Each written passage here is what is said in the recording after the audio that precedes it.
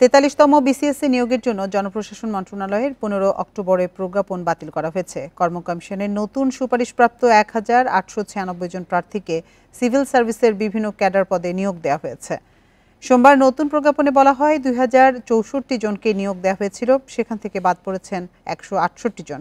এতে প্রশাসন ক্যাডারে ২৬ জন, পররাষ্ট্র ক্যাডারে ৩ জন ও পুলিশ ক্যাডারের ৮ জন বাদ পড়েছেন।